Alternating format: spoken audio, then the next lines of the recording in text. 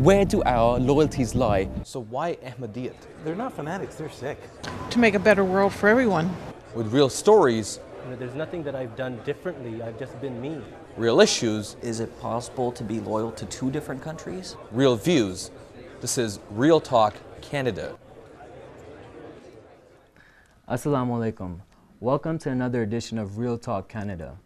My name is Umair Khan, and we're here in Beth Anur Mosque in Calgary, Canada. The topic we will be discussing today is sexual education in schools. Now, many parents feel very uncomfortable with their kids learning such education at a very early age. So we will be talking about this and much more. We have with us our guest panelists and our studio audience. I'd like to introduce our guest right now. We have with us Taha Sayed, who is a missionary of the Ahmadiyya Muslim community. Assalamu alaikum, Taha. Welcome to the program. He is currently working as a missionary and is posted in Edmonton. Next to him, we have Mr. Sultan Mahmood. Sultan Mahmood previously used to work as an engineer overseas before immigrating to Canada in 1992. Currently, he works as a certified immigration consultant. And next to him, we have with us Adrian Martins. Adrian Martins is coordinator of the Interreligious Affairs for the Catholic Diocese of Calgary. Welcome to the program. Now, before we get into today's discussion, we're going to find out what the public's opinion is about sexual education in schools, especially for young kids to be learning such education at such an early age.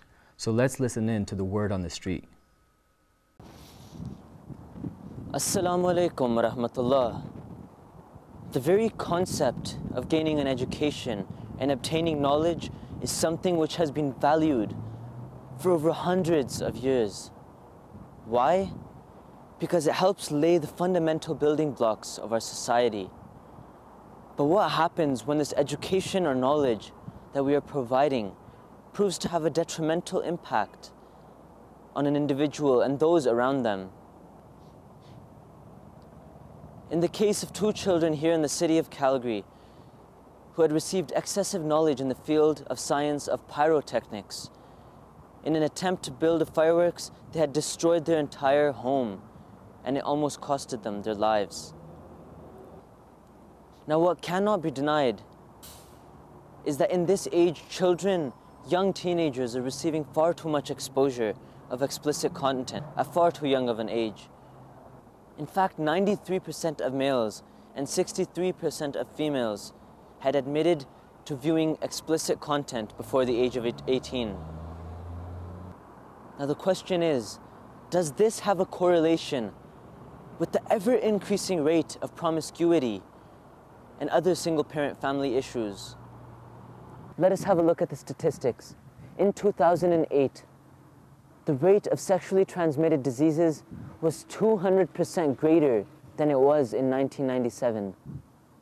And in parts of America, 4 to 6 children are born to single-parent families. And to top it all off, only 3% of the entire American population had admitted to not have engaged in premarital sexual activity. So the question arises, is this form of education even helping? Or is it just opening more doors for the curiosity to explore? Welcome back to Real Talk Canada. I wanted to, ask our guest panelists what their thoughts were on, kids getting this kind of education at such a young age. Mr. Sayed, if you can start off. Thank you, Mayor. Now, as far as sexual education in schools is concerned at such a young age, those policymakers and those educators, they're basically saying that they want kids to know this because it's something that they're going to experience soon, perhaps in only a few years. And it's a part of life, and sex is normal. And so if they're going to experience this, we might as well give them proper education. Now, as far as our faith is concerned, and that's something that we share with a lot of other faiths, we put a lot of emphasis on chastity and the importance of chastity. Mm-hmm. So that's the real issue. And these policymakers are completely ignoring that part, and they're saying that sex is normal. But what I would say is that what right do they have to decide that sex before marriage is normal? Mm-hmm. And that's basically what the religion of Islam and many other religions teach, that importance of chastity, and which is completely ignored in this, in this part. Okay, so you feel that they're ignoring the real issue and kind of going around it, and not, basing their decisions on trying to fix the root cause of the problem. What I'm saying is, in a society which has pretty much given up on this idea of the importance of chastity, here we are living, those who still have chastity as a very, very important part of our lives. And when you're talking about just giving sexual education, it's basically being done, like I said, because there's no importance of chastity left. And that's where faith-based communities come in, and it goes against our values, and that the main purpose of our teaching is to achieve chastity. And what is the meaning of chastity? So yeah, you're absolutely right. If that thing is ignored, then they're going to come up with all these rules and all these forms of education for children, but it ignores that huge part of why it is important to be chaste. You bring up a lot of interesting things, and we're going to come back to you in a bit to get your perspective from, what Islam says about this topic. Mr. Mahmood, your thoughts on this? First of all, I just like to give my comments about the statement given by Taha. I tend to disagree that the concept of chastity has been given up by the society. Yes, there is a segment of society who is not, who has given it up, but there are a large number of families, and there is a large segment of society who still believe in that. And it is a minority which is trying to hijack the whole thing.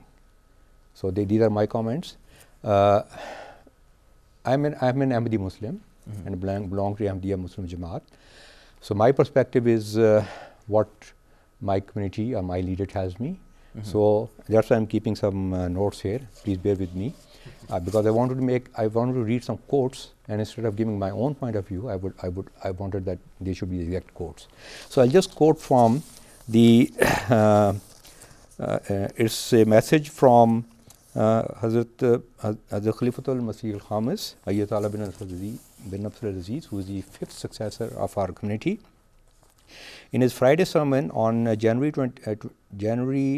2014, he says, "These days, children are informed of certain immoralities in schools in the name of education. Our nizam, our system, needs to actively inform children and youngsters of the reality. Parents need to be mindful of their own condition and educate themselves about the harm of the information which is given to children in the name of education in schools.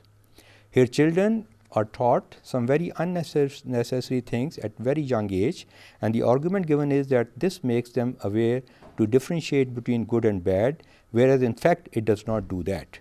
Rather, it instills wrong thoughts in majority of children from an early age." So this is my opening statement. Okay, thank you. Mr. Martins? Yeah, thank you for everything here. Thank you for the hospitality at the mosque, and thank you for these talks. I had an opportunity to view some of them on the internet, and they're real open forums for dialogue. First of all, I think we have to recognize that by our society making kind of secular statements, they're actually making religious statements. And when I say that, I mean that by the very fact that we're teaching kids about alternative forms of sexuality says something about what the teachers or the coordinators of the curriculum, what they believe. Now, of course, you can get overzealous, and religious groups can try to control certain parts of the curriculum, and sometimes that gets a little bit overbearing and kind of frustrating for the curriculum coordinators. But the curriculum coordinators and the government have to realize that this is a very, very sensitive issue to our communities. This is the idea of chastity is something that's central to our the way we morally live out our lives in the fear of God. So they're not just making a light step by kind of allowing this to kind of go in. Yeah, I think that would be a good. Okay, thank you. Also, I wanted to ask the audience members what their thoughts were on this topic. You know, I understand some of you are, you know, teenagers, but if you were to think some of your brothers or sisters from a very young age are exposed to this kind of education at school, you know, what are your feelings? Like, what comes to you when you hear that? Assalamu alaikum. So, growing up here from a young age and knowing the sexual education system as it is present currently, I started here from grade 3 upwards. I mean, there's already problems with the current system, as in they have removed the concept of chastity altogether. Mm-hmm. So it's just, to me, this is another stride that they're trying to take, and I don't know where it's going to stop, where the limits are. So they're not targeting the actual problem that the society has. They're targeting the results that come out of this, due to the actual problem, the symptoms or so. Mm-hmm. So, like, you know, STDs and other problems that arise in relationships and whatnot. And that is a problem for me. The way I see it is that even going through it, it was like, did I really need to know those things? I mean, for me, it was not even interesting to me. Okay. And it was often too much information that at that young age, why do I need to know this? And it promoted more discussion, and I think it would from observing the friends around me, it actually went them the opposite of what they wanted. Okay. So something they would not even think of, they would want to discuss, they brought it up forward. Okay. And pushed it. So do you feel that sometimes bringing up these topics is kind of encouraging students at a young age to start kind of exploring those areas, or? Definitely, because I think there is a media promoting it, but I think, like, if the parents are not wanting their kids to be exposed at a young age and they want to control what age it is at, this does do that to them. This does goes against what they want to enforce themselves, mm-hmm. what they want to promote, what age they want them to open up and discover on their own. Mm-hmm. So yeah, definitely, it's like, do they really need to know that early? When do they need to know? I mean, at an older age, I can understand they have mm-hmm. more a mental grasp of what's going on, but starting that young in elementary school, I honestly don't see the purpose. I think it more of drives them towards something that they want to drive them towards. Okay, thank you. I wanted to also touch on, you know, the Christian perspective and Muslim perspective on, you know, the topic of sexuality and modesty. Before I come to that, though, I wanted to briefly get your opinion about something that Avas brought up. He said that, and I think this is the reasons that some of the schools are wanting to teach this, is to highlight that there are different types of people, different sexual orientations. People have their own ways, and they're trying to fight against people, you know, saying harsh things to them, or, you know, just hurting their feelings and stuff. So what would you say about that, for that being the reason for them to start respecting, you know, things like homosexuality and stuff like that, and their ways to start teaching kids from elementary? Mr. Said? Yeah, Umair, you know, we're not in favor of discriminating against anyone, or that somebody should be mean to a group of people, even if they're homosexuals. Mm-hmm. Islam does not teach that we take away their rights, or that we call them with cruel names and we hurt their feelings, because that's not going to help anybody. Mm-hmm. But what we are basically saying is that there are different kinds of people, normal human beings, and then there are certain things which are not normal. Mm-hmm. So it could be you know, any kind of a mental illness or a disease, or someone who's handicapped. And if all religions, pretty much all religions, have focused on this, that homosexuality is something that is not normal, mm-hmm. and is a perversion from something normal, then when it is being said that, wait a second, if there's some people who are homosexual, then that's normal, mm-hmm. and accept that as something normal, is like saying that maybe it's a disease and you're just accepting something as a disease, mm-hmm. but that is normal. What we do when we see something that is not normal in a human being is we don't become cruel to them, mm-hmm. but on the contrary, we, out of mercy, we want to try to solve that issue by trying to help them, mm-hmm. by trying to remove that perversiveness and something that is not normal, something that is a sickness. So that's basically the view of Islam, that treat that as something not normal, But we do not at all promote that we should be cruel to a group of people or anything like that. And I think that's one of the important things that should be highlighted, that from an Islamic perspective, it doesn't mean you go around discriminating against any group. I believe that's one of the main reasons that a lot of these schools are trying to introduce this at a young age. But again, a lot of parents, I don't think, agree with that for their kids getting that kind of exposure. Mr. Mahmood, your thoughts on that? I totally agree what has been said so far. It's good to promote indiscrimination, and that should be promoted. But that does not mean that we should go over the board and then start promoting disproportionately one segment of the society over the other. In the public schools, they are not promoting marriages between husband and wife or man and woman. They are not promoting that. Very true. So they are not promoting any such thing. They are not promoting religion. They are not promoting God. They are not promoting Allah. Okay, so they can promote indiscrimination, and that should be promoted. And the bill which we have made a reference to, Bill 13, which has become a law, now it started with it's a bill for anti-bullying. Exactly. Yeah. So I agree that nobody should be bullied, and people should have safe environment. But I totally disagree that then some groups should be given extra opportunities to promote their agenda. So that's my conflict with the bill and the law. And my fear is that this may start a chain reaction. It has started in one board. The others board may start following. It started in Ontario. It may creep into other provinces. Yeah. Mr. Martins, your thoughts on that? I guess the first thing we got to set out here is, I mean, the horrible history that we had around the world of kind of this this abrogation of freedom, if you will. How many of our religions have subverted other people's freedom. And that's the pretext in people's minds when they think of homosexuality. I think that, like, what is religion trying to tell me? What's its place in trying to tell me what to do? Or, and I think all of our religions need to step away from that by embracing, firstly, that God, when He gave us our souls, gave us the freedom to choose between good and evil. Adam and Eve were in the garden, and He said, "Eat of all the trees, but do not eat or touch this specific tree."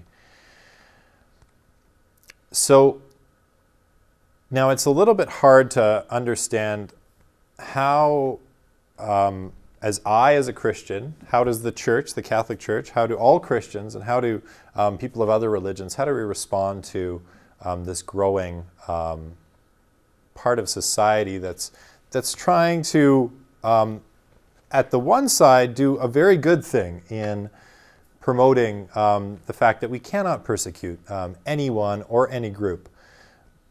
But the question is, in the action, are we in turn being persecuted if our view is not being represented? Exactly. And that's the question. I guess another thing too is, as a society, we've taken on an idea that we can sort of do whatever we want, but we have this full freedom to choose not to do it. And we know by practical experience that's not necessarily the truth. Jesus says that the eye is the lamp of the body. And if the eye sees only dark things, how great is that darkness? So we have to also take in that idea too, that just getting information is not always good. And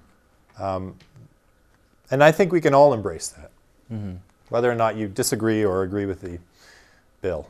Did any of the audience members have any thing to add to that or their opinions on that?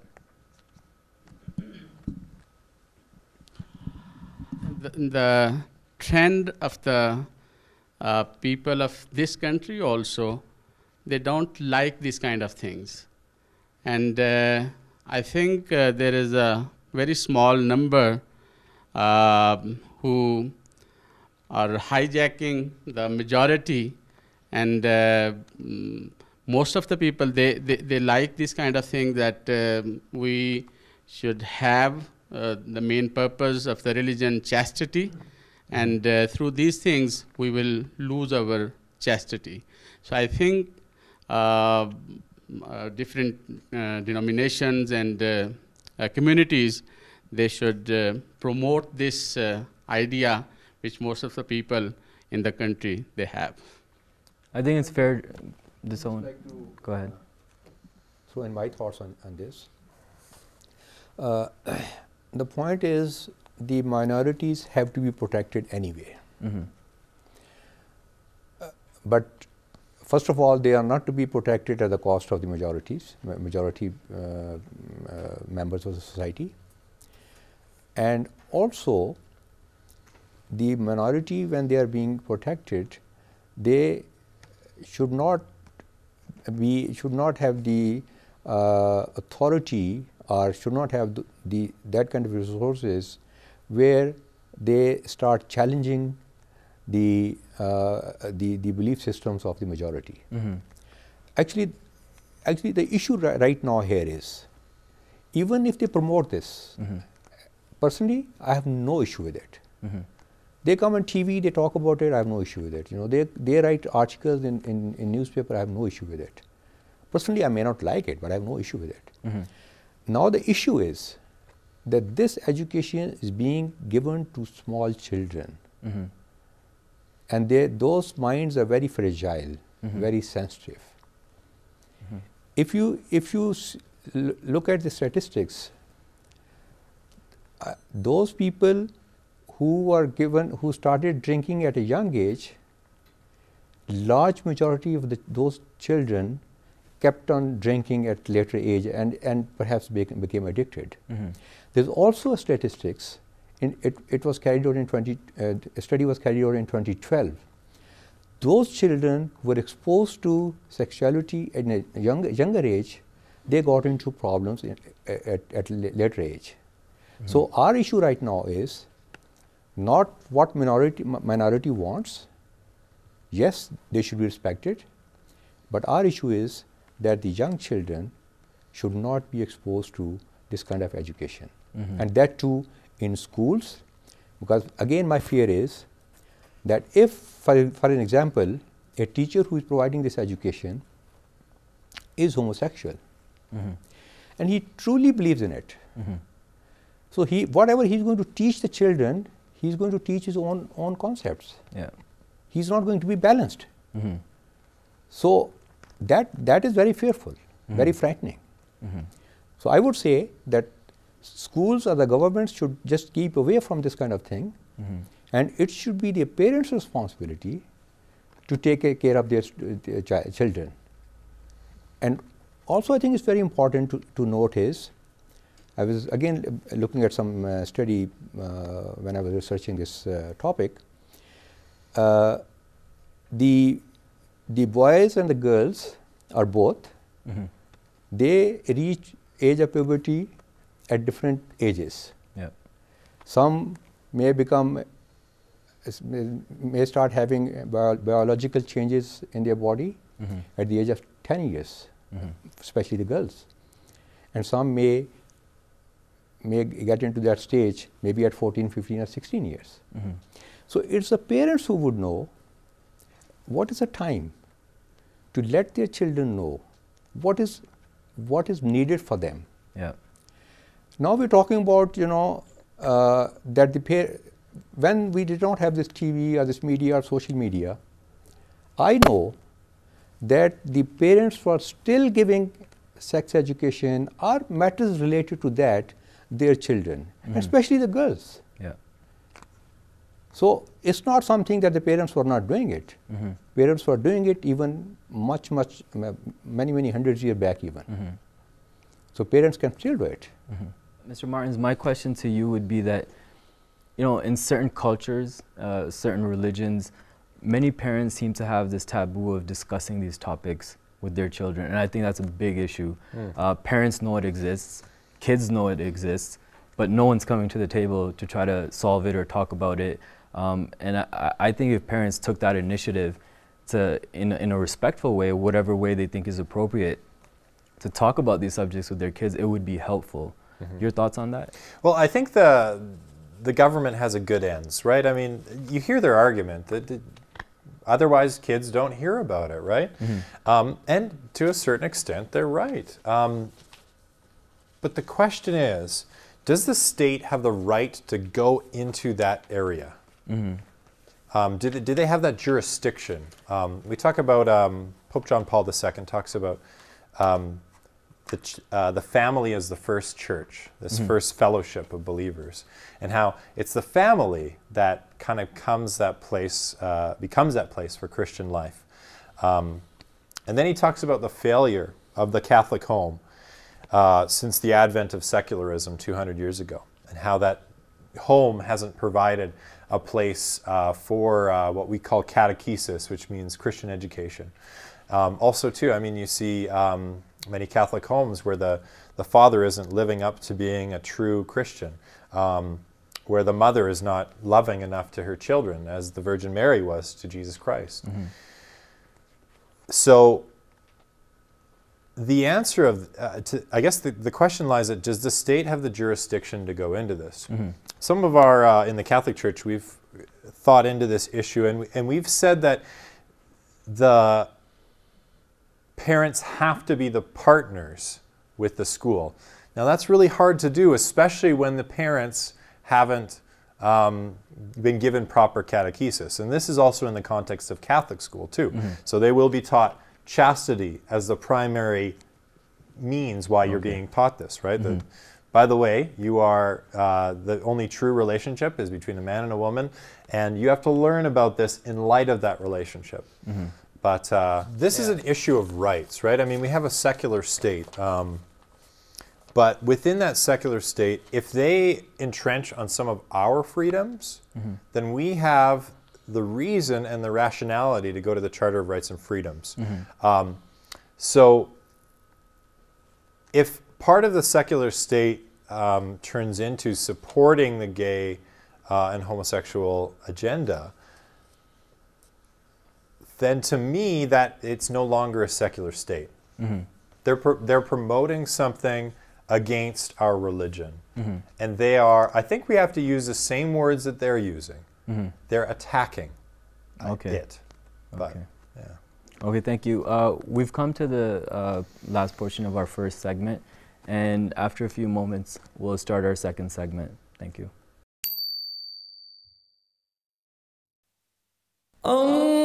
Allahumma salli ala Muhammadin wa ala ali Muhammadin kama sallayta ala Ibrahim wa ala ali Ibrahim innaka Hamidum Majid. اللهم بارك على محمد وعلى آل محمد كما باركت على إبراهيم وعلى آل إبراهيم إنك حميد مجيد.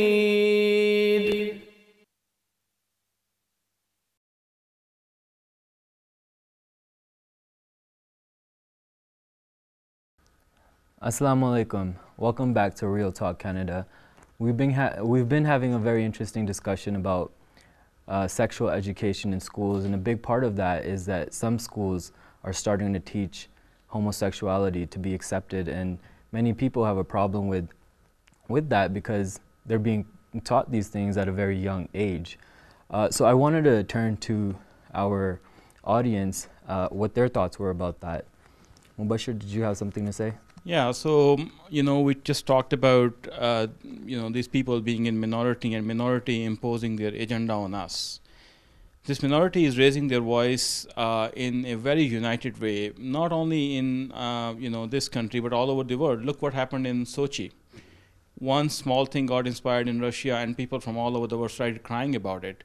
Do we have such a platform where we can all stand united and basically talk about getting our rights back and not being implicated in this kind of laws and constitution? Very good question. I think there are two ways of dealing with it.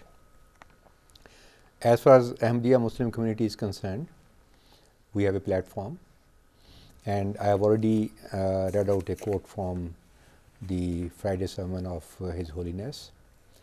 Also, Ahmadiyya Muslim community is lobbying this at all levels, especially in Toronto, because this thing has started in Toronto.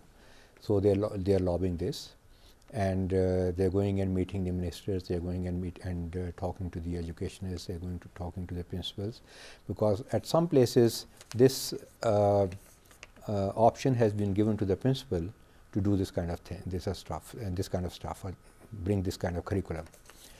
So platform is available, and the information which I have seen on the internet, and one clip was just shown here, and there are many such news items where various religious groups are talking about it, and they are condemning this, and they are using their own means to pass the message.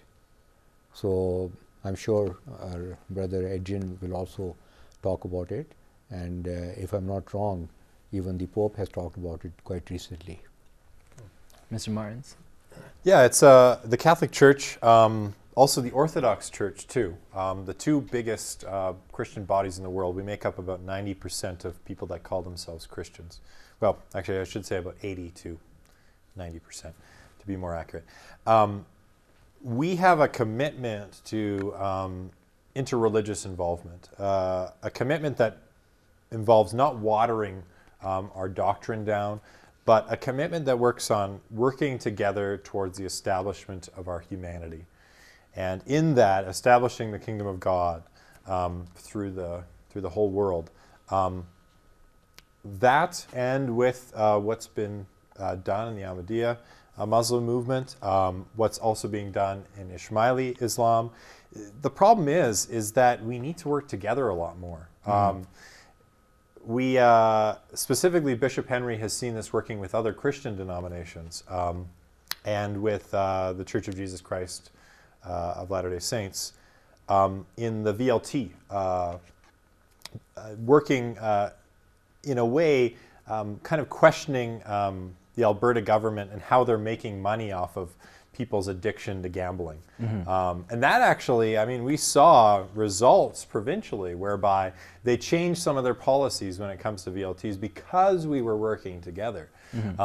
So this is, I mean, this is definitely an opportunity for us, not only here in southern Alberta, but around the world to work together, not watering down our doctrine, not trying to convert one another, but having true dialogue where we're open. And the fact that we agree on this. Yeah. Yeah.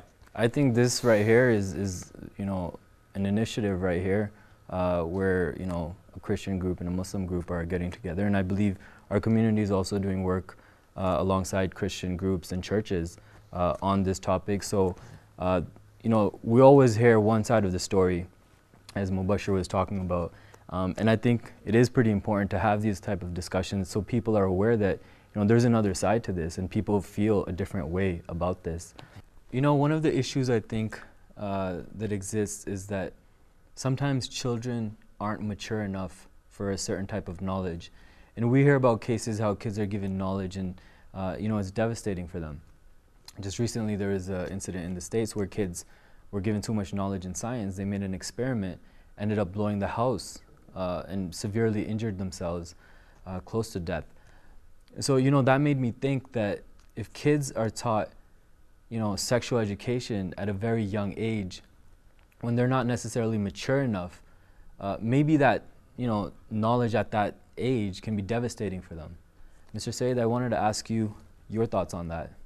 I think parents can teach their children if they themselves decide. This knowledge can come to them gradually at a certain age. And for example, they can, Islam also teaches that at different age, there is a different kind of teaching that parents can give them. For example, at a certain age, they separate their beds. You know, that's what the Islam teaches us. This way, the children who will realize that at first they were allowed to sleep in the same bed as their parents or their siblings, now they have to sleep in a separate bed. So why? So I think sexual education is there and can be given, but very gradually and slowly. And the best way to do that is for parents themselves to give it to their children, because they're the ones who know the mental level or maturity of their children. And this whole idea that parents don't have the power to give proper education and knowledge because you know, there's a lot of other stuff that's on the internet and they might get the wrong idea. You know, I think it's kind of unrealistic fear. Parents do have a lot more power, and they can help their children if they try to give that information themselves. Thank you. I also wanted to turn to our audience about their, last, thoughts or comments about sexual education for kids at such a young age. We could get. Oh, did you have something? Go ahead. Small thing. Now, I think it's hardly deniable that our society has been moving in a certain direction in terms of how it views socially the concept of sex itself, and the sanctity concept has been very eroded, and especially in the past couple of decades, we've noticed that outside extramarital births for children has increased dramatically in many countries, and marriage is not viewed as something very solemn at all nowadays. It's something that you can do if you want to, or if you don't want to, you can live your entire life outside of it. And this is something that's headed in a certain direction, and it's kind of a slope going down. There's abortion rates going up, things like that. Safe sex, but on top of that, you're trying to go for more, and there's so little restraint. So this is a huge trend which has been taking place over the past decades. I wanted to ask the panelists, how do you help such a society? I mean, you've increased, there's the AIDS epidemic, but that's just on the side. We're looking at the family unit being at threat here because it's not considered something important anymore. It's something optional or something just that can be used to live a life, or you can be a loner your entire life. So how do we work in the society to turn that trend around, to see the future, and hopefully, apparently the more modernized we're becoming, the less morally civilized we're getting. And this is kind of a direction we've been getting into. How can we turn that around as people who believe in objective morality and objective ethics? Go ahead. To it. First of all, I kind of tend to disagree that we cannot control things. We cannot control the boards. We cannot control the politicians. In fact, we can control them. Unfortunately, we have become a silent majority and we have to be proactive. We elect these board trustees. We bring this kind of people, this kind of stuff to make decisions for us. We elect these politicians and they bring this kind of junk for us.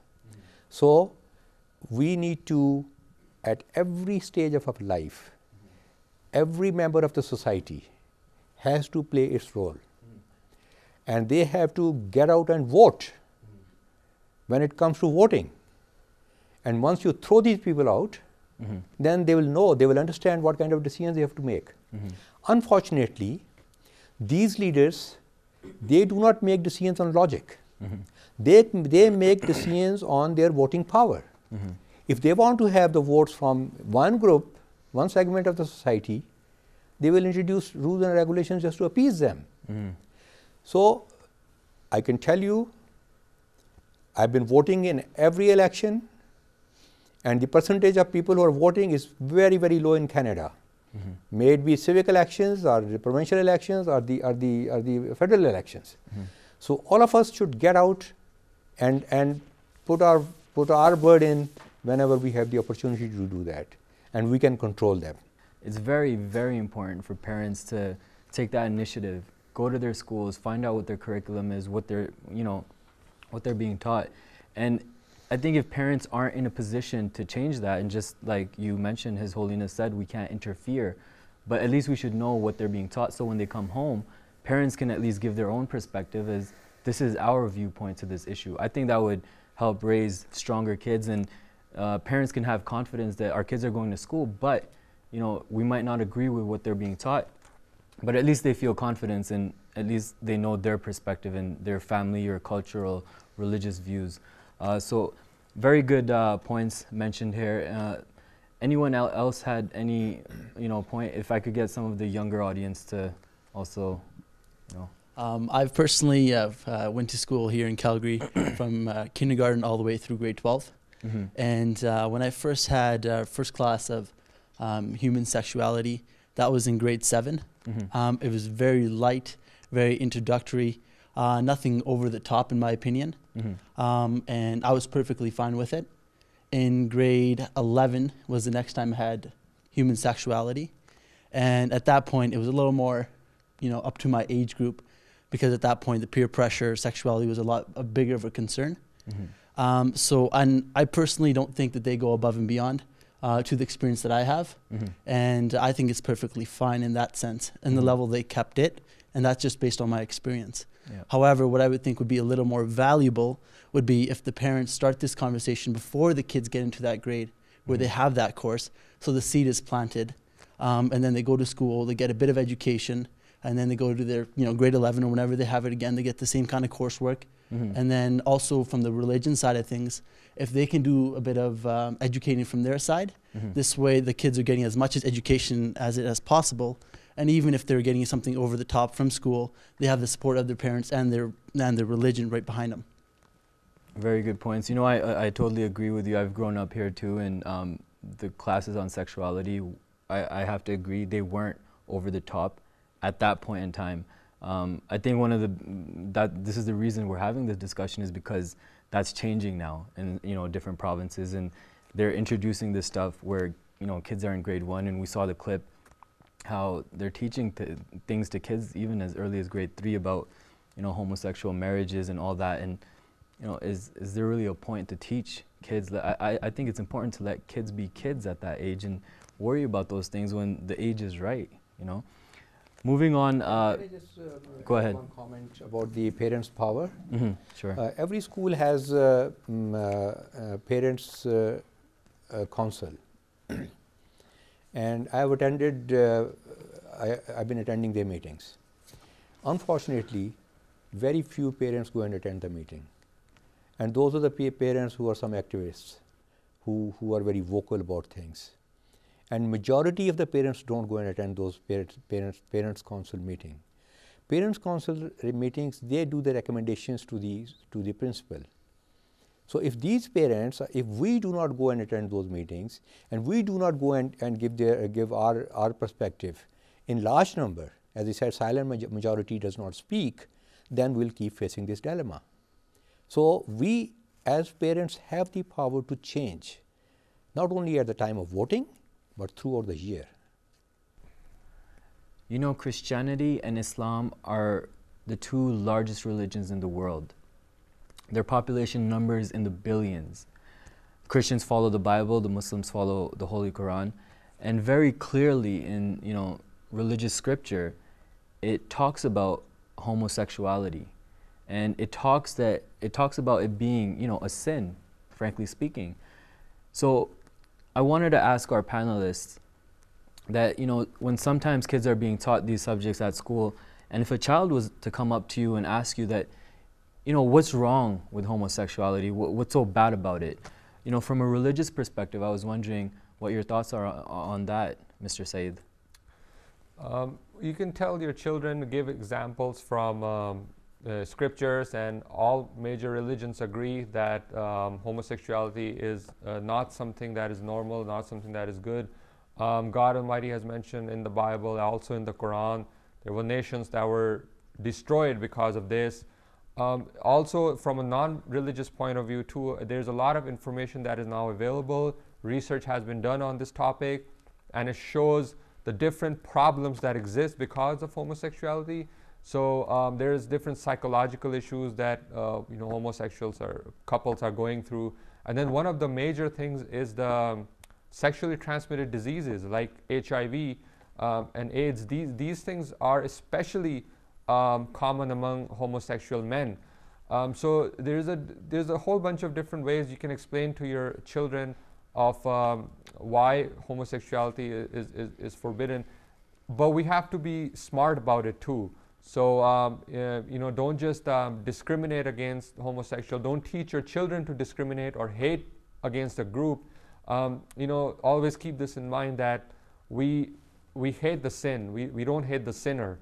And just like there's people who have different kinds of issues, problems, sickness, just like this is one of those things too. So people like that need to be cured from that. But that does not mean that we should normalize it and make it spread in the whole society. And there's good reason for that. It has its problems, and the negative effects of it are far greater, and they are really, really, really bad. The result of homosexuality is really bad, and previous scriptures all shed light on this. So just talk to your kids about that, and also use that research that has been done. Educate yourself so you can educate your children. Thank you. Mr. Martins, we heard Mr. Sayyid talk about homosexuality from an Islamic perspective, and so I wanted to ask you, what are your thoughts if a young person was to ask you what's wrong with homosexuality? Mm-hmm. What's so bad about it?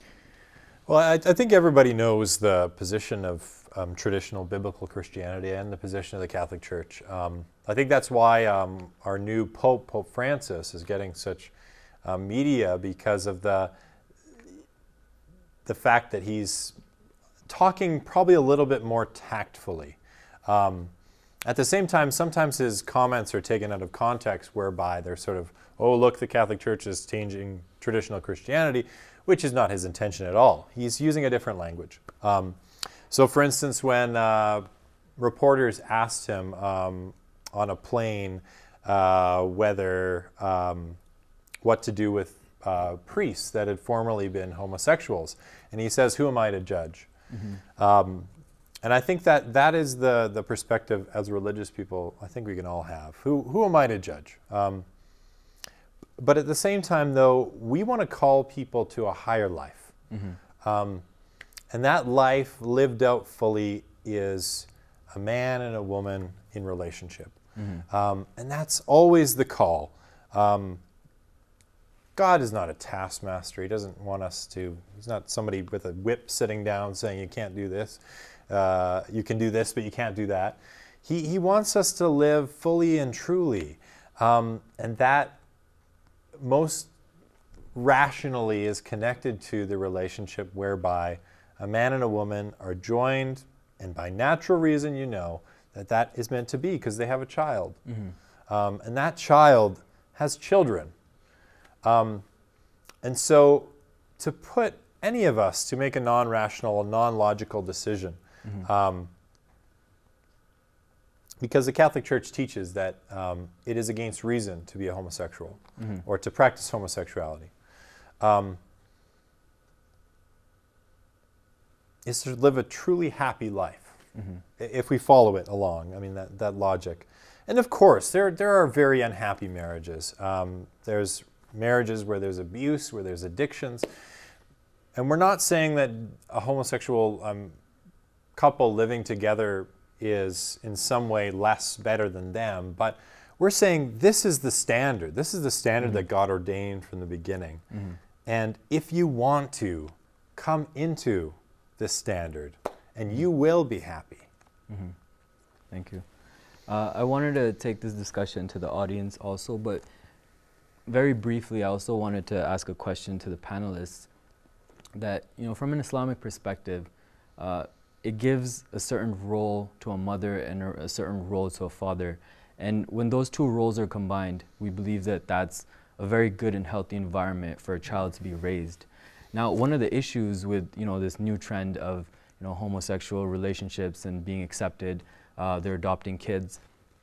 In your opinion, in a family like that, in a relationship like that, where I guess it's safe to say there's two men or two fathers, I'm not sure what you'd call that, but how much do you think it affects raising a child, not really having that mother figure in their lives? And what are your thoughts on that? Any of the panelists? I think that this is almost like prophesied that this was going to happen in our society. Mm-hmm. With the movement of feminism in the 1960s, Simone de Beauvoir, and her thought that she recognized that men generally have more of a physical stature whereby they're predisposed to be leaders of the home.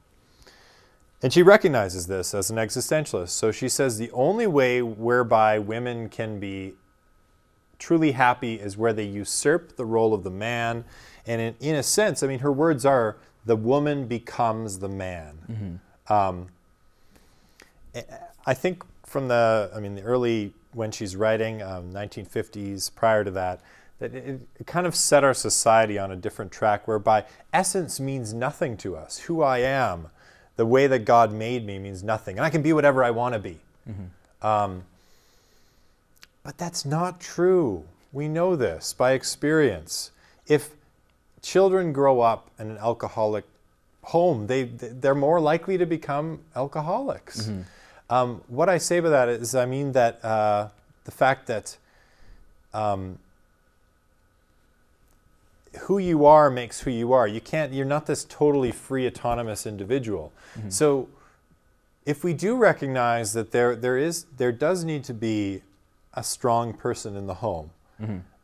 And there also has to be, in a sense, a hierarchy. But now Pope John Paul also talks about the fact that it's not truly a hierarchy. If you're living in a truly, a really good family, mm-hmm. when the father says something, the mother says the exact same thing. When the mother says something, the father says the exact same thing. Because they're so in communion with one another. They're one. We say when you get married, your essences become one. Mm-hmm. But it takes something away from our humanity if you don't have the fullness of humanity in a home. And the fullness of humanity is one man and one woman living in total communion with one another. And I think in that type of relationship, each role kind of complements each other. Exactly. And you have a very good, healthy environment to raise a whole new generation. Did anyone else have any thoughts on that? Or? First of all, I would like to acknowledge that I have not done research on that, because this adoption by homosexuals has quite recently started, and I'm not sure if too much of stats are available on that. But my gut thoughts are that when God created man and woman, there was a purpose. One was for reproduction. Yep. But then women have their characteristics, they have attributes, and men have their characteristics and their attributes. And when man and woman, they bring up their children, then they transfer those good attributes amongst their children. And that makes those children very rich with all the attributes. Instead of just transferring the attributes of the man, if two homosexuals, man and man, they are taking care of the children, then one kind of characteristic will be transferred into the minds of the children. That's my thought on this. Children require a certain motherly, nurturing love up to a certain age, both boys and girls. And then as they grow older, usually a lot of them get interested in what their fathers do and they want to go out and experience different things. So yeah, you're absolutely right. Both of these roles are extremely important for the upbringing of a child. Sometimes it happens that there is a single father raising a child or a single mother, and you ask them, it's a huge challenge. They have to play the role of both parents. It's very, very difficult. So those challenging situations do happen, and that's why divorce is something that is considered extremely bad and as a last resort. So, but if parents just start doing it voluntarily, that there's two fathers or there's two mothers, so you're really taking away from the child that male role model or that female role model needlessly. So just look at the example of those people who are just raising their children on their own. So why create that situation needlessly? It's very important, and otherwise, if we don't, if homosexuality and these type of marriages are promoted, then we're really robbing children of their childhood. Thank you. Unfortunately, we've run out of time today. Alhamdulillah, we had a very good discussion about sexual education in schools, and we touched on what's happening in different parts of Canada and kids being taught this education at such a young age. And a lot of good points were highlighted. One of the points was that parents need to take that initiative and stop being silent, approach their schools, find out what's happening, and engage with their children on this topic. Thank you for joining us on Real Talk Canada. If you're interested in watching more episodes, you can check out the website on the bottom of your screen, www.mta.tv/realtalk. I wanted to thank our guest panelists for joining us today and our studio audience. Please join us next time for another edition of Real Talk Canada. Till then, thank you and Assalamu alaikum. Wa alaikum assalam.